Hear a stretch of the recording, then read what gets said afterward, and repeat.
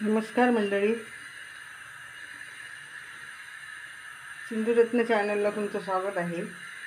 आता जवळजवळ नागपंचमी जवळ येते, त्याच्यामुळे आज मी पातोळे बनवते, हळदीच्या पानातले पातोळे। तर त्यासाठी मी 1 वाटी पीठ घेतलेलं आहे तांदळाचं, 1 वाटी खोबरं घेतलेलं आहे, अर्धी वाटी गूळ घेतलेला आहे आणि वेलची घेतलेली आहे आणि हे थोडं तूप घेतलेलं आहे। तर आता आपण इथे कढई तापत ठेवलेली आहे।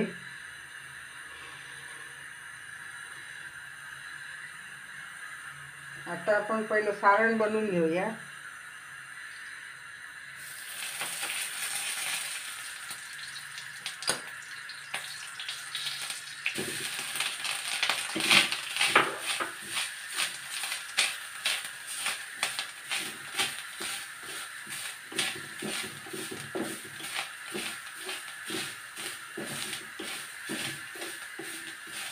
तूप टाकल्यामुळे हे होत नाही, कढईला एवढं चिकटत नाही आणि वास पण छान येतो।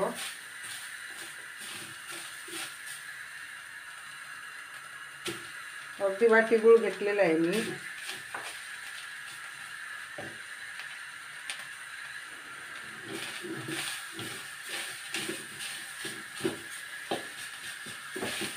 पूर्ण गूळ वितळलं पाहिजे त्याच्यात आणि सारण आपलं व्यवस्थित सुकं झालं पाहिजे।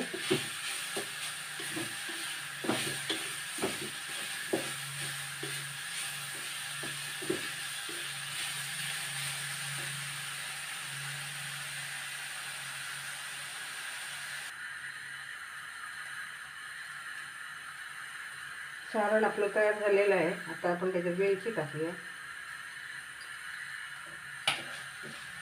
सारण असं मस्त झालंय घट्ट। आता आपण गॅस बंद करूया।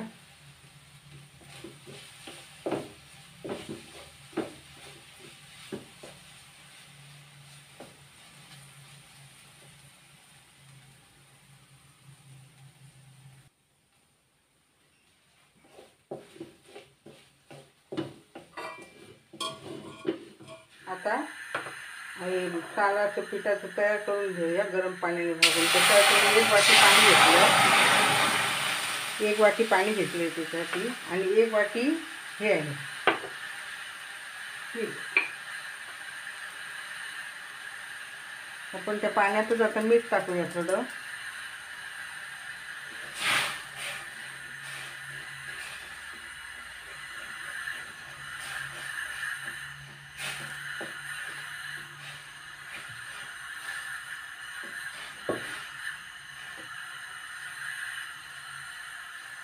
आता हे पीठ थोडं टाकून आपण त्याच्यात मस्तपैकी फिरून घेऊया।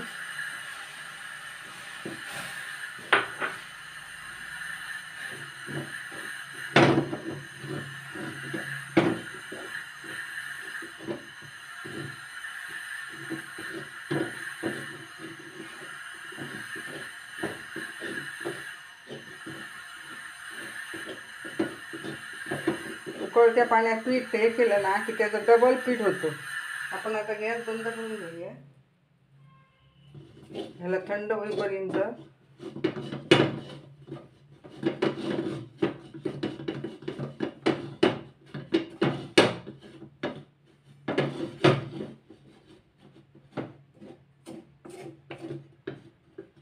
पीठ किती झालं बघा वाढून।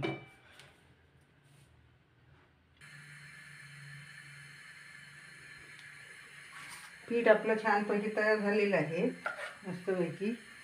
अशा प्रकारे पीठ तयार करायचं, भागवलेलं मस्तपैकी, घट्ट पण नाही आणि एकदम नरम पण नाही, असं मस्त आहे। आता आपण काय करायचं, ही हळदीची पानं आहे, हे मागचं पुढचं सगळं असं कापून टाकायचं, इकडचं कापून टाकायचे आणि सरळ पानांचे 2 भाग करून घ्यायचे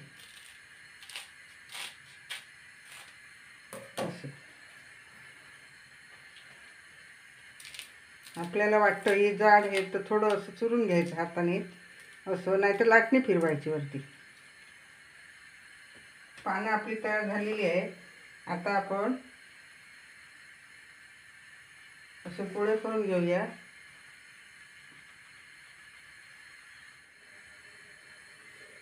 आता आपण गोळे घ्यायचे.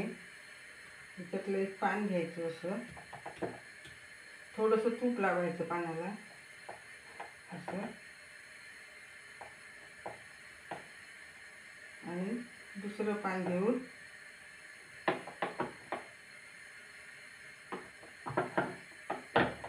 अशा पद्धतीने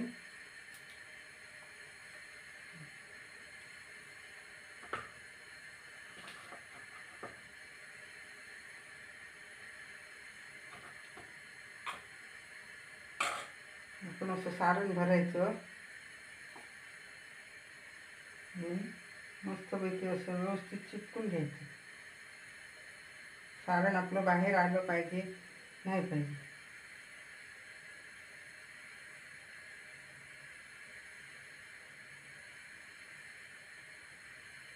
असं नंतर आपण हे उघडून बघितलं ना, तर असं अशा पद्धतीने आपण हे तयार करून घ्यायचे.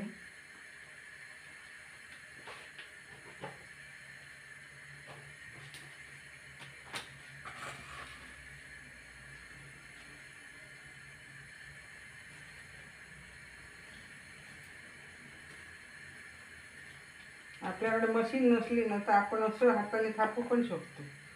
असं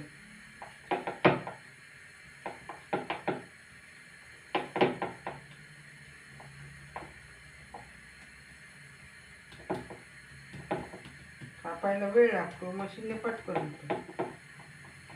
थापलं तर उलट पानाचा आकार पण येतो.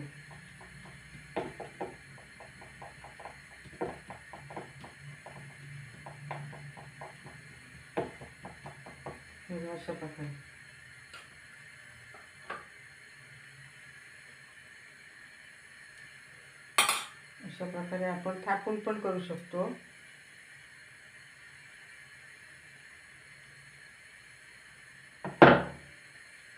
आपण थापून केलं ना, तर पानाचा आकार पण येतो त्याला. हा आता इथे उघडा राहिला ना, तो चांगला असं दाबून व्यवस्थित घ्यायचा. असं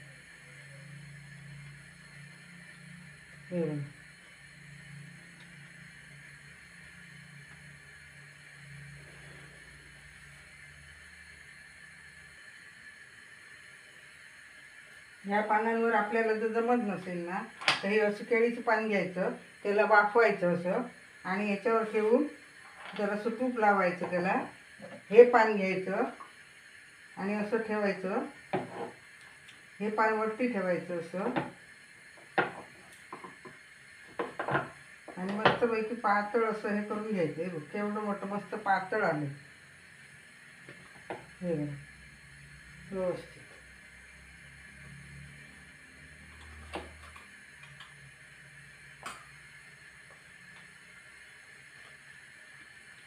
या पानावर असं ठेवून आपण नंतर असं सुद्धा करू शकतो.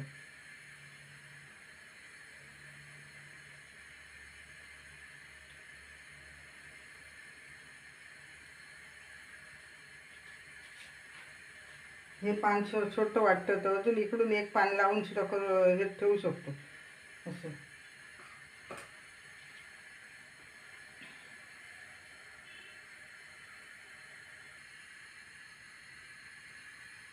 अशा पद्धतीने माझे सगळे हे बनवून झालेले आहे. हे आता मी साईडची पानं कापून टाकते.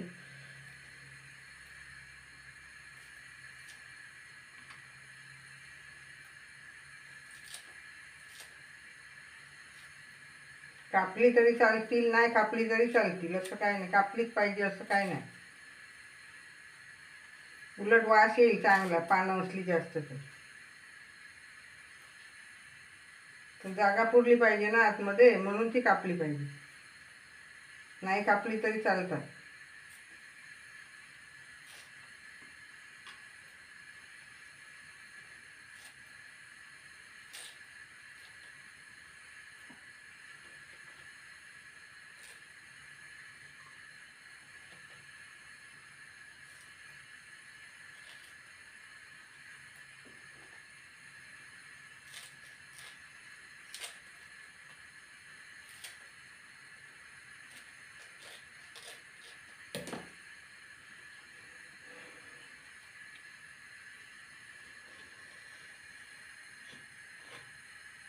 आता माझं भांडं पाणी तापलेलं आहे. माझ्याकडे मोदक पात्र आहे. त्या मोदक पात्रामध्ये मी हे पान ठेवते केळीचं आणि त्याच्यात आता आपण उकडत ठेवूया सगळं. आपल्याकडे मोदक पात्र नसलं तर टोपात आपण ठेवू शकतो. हे चिकटणार नाही, त्याला हे आहे ना का हळदीची पानं लावलेली आहेत ना, त्याच्यामुळे काही चिकटणार नाही ते.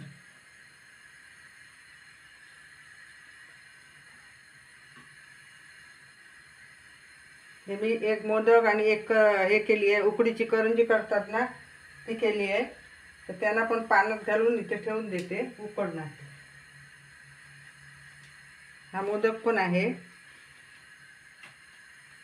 अशा प्रकारे उरलेली हळदीची पानं पण आपण वर ठेवली ना तरी चालतील, वास येणार छान. आता याला 15-20 मिनटं मस्तपैकी शिजवायचं वाफेवर.